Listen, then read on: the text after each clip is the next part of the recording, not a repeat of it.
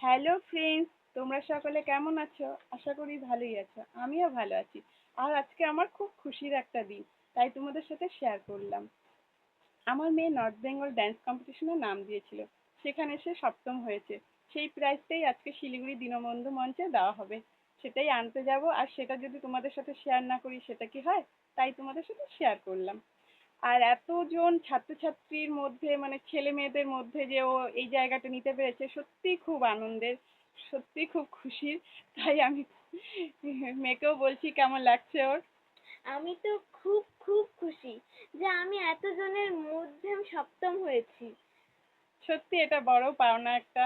তাতেও যাই হোক, এতজনের মধ্যে হওয়াটা সত্যি চারটিখানি ব্যাপার না, খুব তাই আনন্দের। তো এখনই বের হব। তো চলো বন্ধুরা, একেবারে সেখানে গিয়েই দেখা হচ্ছে। এই যে আমরা দীনবন্ধু মঞ্চে পৌঁছে গেলাম। এখন চলে যাব যে রুমে প্রাইজটা দেওয়া হবে। সেখানে গিয়ে দেখি অনেকেই চলে এসছে, কারণ মালদা, দিনহাটা, অনেক দূর দূর থেকেও প্রাইজ পেয়েছে বাচ্চারা, তারা চলে এসেছিল। আর সেখানে যে বাচ্চারা যে প্রাইজটা নেবে, তাদের ড্রেস কোড ছিল সাদা কুর্তি, ওড়না আর লেগিংস। সেটা পরেই প্রাইজটা নিতে হবে। আর অন্য ড্রেস পরে আসলে সেখানে সেটা অ্যালাউ করবে না বলেই দিয়েছিল। তারপর ওখানে প্রদীপ জ্বালিয়ে অনুষ্ঠানের শুভ সূচনা করলেন কলকাতা থেকে আগত পার্থ চক্রবর্তী এবং ডক্টর সন্দীপ ঘোষ স্যারেরা। এই প্রদীপ উজ্জ্বলিত করে অনুষ্ঠানের শুভ সূচনা করলেন।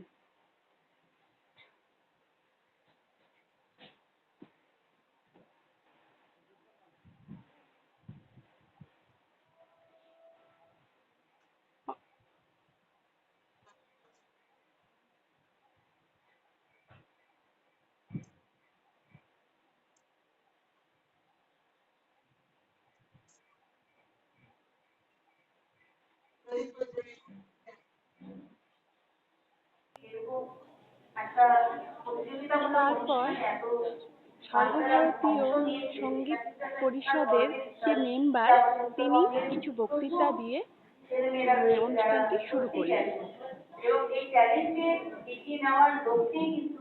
তার বক্তৃতার মধ্যে বাচ্চাদের যে এই নানা কথা বলে অনুপ্রেরণা দিয়েছিল, সত্যি সেগুলো খুব ভালো লেগেছে সবার। কারণ তিনি এই সব যে ট্যালেন্টেড বাচ্চা, তারা যাতে আরো এগিয়ে যেতে পারে, সেই সব কথাই তিনি বলেছিলেন তার বক্তৃতায়। আর তিনি এও বললেন যে এই উত্তরবঙ্গে এত বাচ্চা যে এখন ট্যালেন্টেড হতে দেখা যাচ্ছে, সেটা সত্যি গর্বের ব্যাপার। কারণ আগে এটা তেমন ভাবে দেখা যায়নি। এখন যেটা 10 জনই এদিকের হচ্ছে, কিন্তু সেটা আগে একজন হতো। সেটাই তিনি তার বক্তব্যে রেখেছিলেন। এই বছর সর্বভারতীয় সঙ্গীত পরিষদ উত্তরবঙ্গ সমর্থনে মনে হয় একটা নোটিশ বেরোচ্ছে।